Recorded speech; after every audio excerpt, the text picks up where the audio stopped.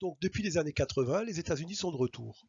Le déclin de l'Empire soviétique et finalement son effondrement vont permettre aux États-Unis de s'imposer comme une véritable hyperpuissance. Alors pour traiter cette partie, nous développerons trois sous-parties. Tout d'abord, on va parler de ces années Reagan, avec le retour des États-Unis sur la scène internationale. Puis nous montrerons qu'après la chute de l'URSS, les États-Unis deviennent les gendarmes du monde, une véritable hyperpuissance, mais que depuis 2001, cette puissance est interrogée, cette puissance est remise en cause. Alors l'arrivée au pouvoir du président Reagan, c'est un président qui va diriger les États-Unis sur cette fameuse décennie des années 80, qui est un moment très important de la fin de la guerre froide. Alors l'élection de Reagan marque le grand retour des États-Unis sur la scène internationale. C'est un républicain, un anticommuniste convaincu.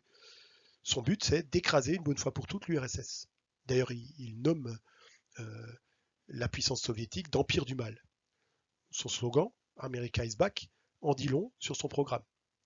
Il va notamment lancer un vaste programme, très ambitieux programme de réarmement, l'IDS, l'initiative de défense stratégique, qu'on appelle parfois aussi la guerre des étoiles, qui va pousser l'URSS à tenter de reprendre la course aux armements. Mais l'URSS étant un pays très affaibli sur le plan économique, eh bien, cette relance de la course aux armements va provoquer sa chute. Ce sont les États-Unis qui remportent la guerre froide par chaos. Reagan inaugure également un nouveau cycle économique qui est dominé par la doctrine néolibérale. Alors, cette doctrine néolibérale est basée sur l'ouverture des frontières, la baisse des impôts, mais aussi la baisse des aides sociales. C'est une politique qui permet de dynamiser l'économie américaine, mais en creusant également les inégalités. Les États-Unis s'imposent alors comme le cœur et le moteur de la mondialisation. Après la chute de l'URSS, sur le plan politique, les États-Unis apparaissent comme une puissance inégalée, sans rival. On parle alors même d'hyperpuissance si on reprend le mot de l'ancien ministre des Affaires étrangères français, Hubert Védrine. Les années 90 représentent l'apogée de la puissance des États-Unis, au cours desquelles ils tentent d'instaurer un nouvel ordre mondial après la guerre froide en coopération avec l'ONU. Alors on voit que c'est le retour de la doctrine de la destinée manifeste. On reprend l'ambition de Roosevelt dans un monde post-guerre froide. Et l'idée, c'est d'assurer la paix du monde, la prospérité du monde, grâce à un bras juridique, l'ONU, et à un bras armé, les forces américaines.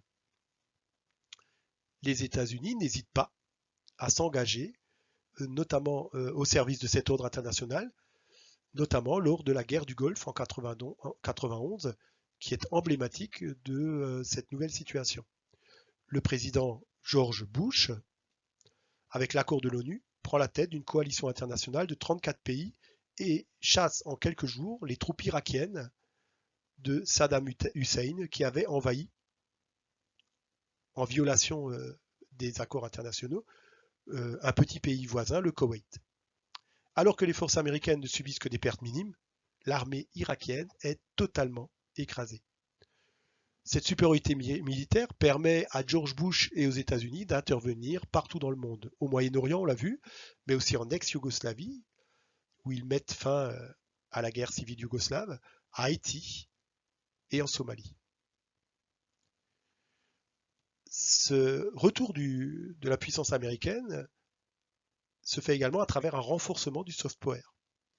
Avec l'essor des nouvelles technologies de l'information et de la communication qui sont dominées par les géants des GAFAM, des géants américains qui dominent le réseau Internet. Cependant, à partir des années 2000, la puissance américaine est encore une fois remise en cause. Elle est remise en cause tout d'abord sur le plan économique, par la mondialisation. En effet, les États-Unis subissent la concurrence des nouvelles puissances du Sud, les BRICS, les NPI. Le monde est de plus en plus multipolaire et la puissance des États-Unis est de plus en plus contestée. Les États-Unis subissent des délocalisations industrielles, la désindustrialisation qui touche durement certaines régions des États-Unis.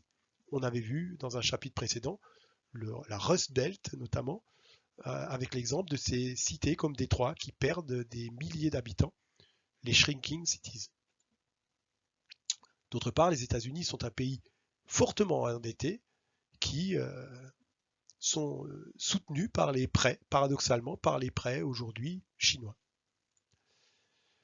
La crise de 2007-2008, elle commence en 2007 aux États-Unis, la crise des subprimes, puis elle s'étend à l'échelle mondiale en 2008.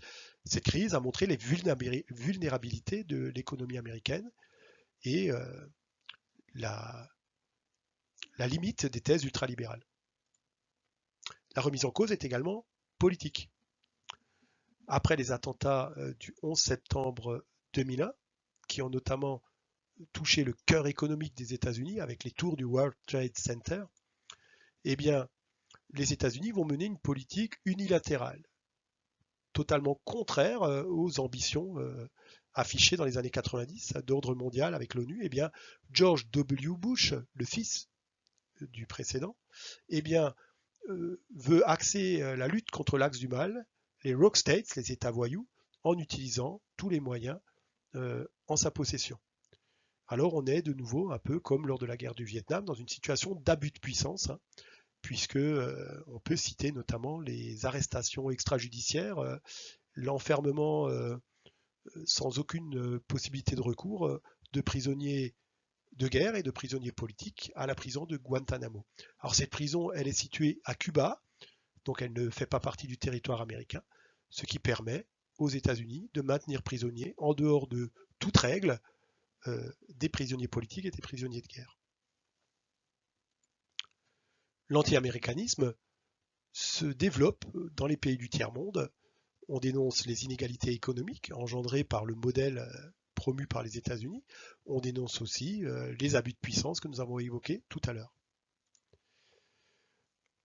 Aujourd'hui, avec l'élection de Donald Trump, on assiste à un nouveau tournant et peut-être au retour à l'isolationnisme. On a vu l'attitude du président Trump face à la politique internationale concernant le réchauffement climatique. Les États-Unis ont refusé de signer les accords de Paris. Les États-Unis se sont retirés des accords sur le climat. Les États-Unis, aujourd'hui avec la crise du coronavirus, ont également montré que la coopération internationale n'était plus leur tasse de thé. Le slogan de Trump, America First, montre bien ce tournant majeur pris par les États-Unis depuis quelques années. Alors, en conclusion, on peut reprendre naturellement les idées principales. On rappelle toujours qu'en conclusion, il faut répondre à la problématique. Donc, comment la puissance états-unienne s'était progressivement imposée? Vous pouvez rappeler que les États-Unis se sont imposés comme une puissance incontournable au XXe siècle. Vous rappelez les grandes étapes, après 1945, ils deviennent une superpuissance, après 1990, une hyperpuissance. Mais l'affirmation de cette puissance n'a pas été linéaire. Car l'engagement international des États-Unis est animé par des forces contradictoires. On peut rappeler ce qu'on a dit au début. D'un côté, une volonté de défendre leurs intérêts, une volonté isolationniste. De l'autre, la doctrine de la destinée manifeste. Aujourd'hui, dans un contexte nouveau, alors il s'agit ici de l'ouverture, on propose donc une suite à notre sujet. Aujourd'hui, dans un contexte nouveau lié à la mondialisation, les États-Unis ont perdu en partie leur leadership face à des puissances concurrentes. Ils ont pris conscience de leurs limites et de leur vulnérabilité. Le retour actuel à une politique plus isolationniste, est-ce qu'elle marque un regain de puissance ou l'amorce d'un déclin des États-Unis? Un bon sujet, mais nous le traiterons plus tard.